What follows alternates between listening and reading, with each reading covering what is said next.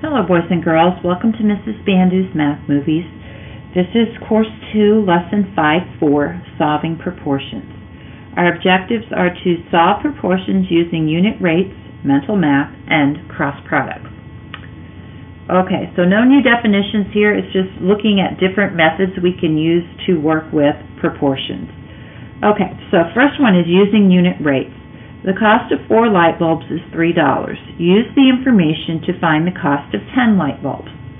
Okay, so this is a two-step problem. Again, one process here. So we have $3 for 4 light bulbs. Again, generally we're going to put money on top of items here. Okay, and we're going to divide to find the unit price. So $3 divided by 4 gives me 75 cents per light bulb. Okay, so you can check that on your calculator. As always, you want to double check my numbers so that I'm not writing down wrong things for you, because I hate when I do that. Okay. Step 2. Once you know the cost of 1 light bulb, you can multiply to find the cost of 10 light bulbs. So the cost of 1 light bulb is 75 cents, and you're buying 10 light bulbs. So that's going to be 7.50. which translates to 10 light bulbs costing $7.50.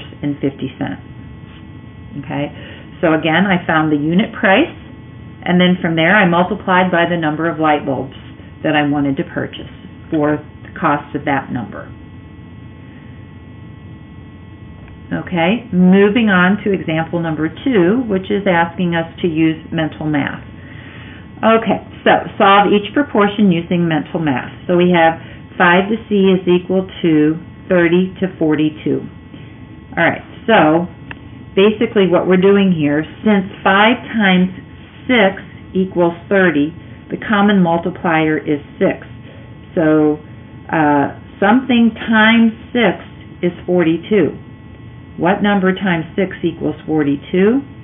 And that is 7. We should know that from our number facts. Okay, next one, 9 to 4 equals 72 to t. So since 9 times 8 is 72, 4 times 8 equals t, and t is 32. Okay, now I will back up and say, actually what I would have probably done on A is I would have done division. I would have done 30 divided by 6 is 5.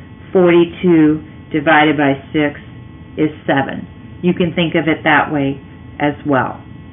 They set these up both so that you're using multipliers, but sometimes it's easier to think of division. So do whatever seems correct, or what is correct or most easy for you.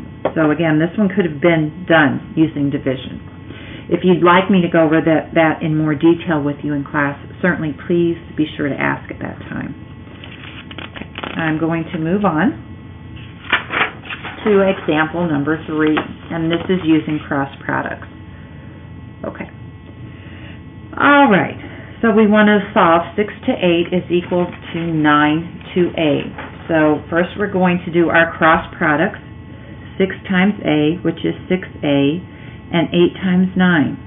Okay, so 6a, 8 times 9 is 72. Okay, divide each side by 6 because I'm using algebra here.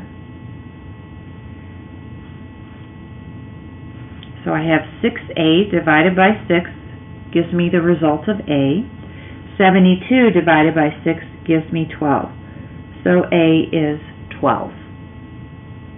Okay, so it's using cross products, and then because we have a variable, I'm going to use algebra to solve for that variable. Okay. You have 3 quick checks to do here. Some of them have multiple parts. I'm going to ask that you have these finished for class next time. Remember, as always, if you feel you need to see further examples, certainly look in your textbook, read through there. We do talk about these, but you can also use your textbook as a resource even before we come together in class. Okay, so have these ready. Come in with questions. I look forward to seeing you.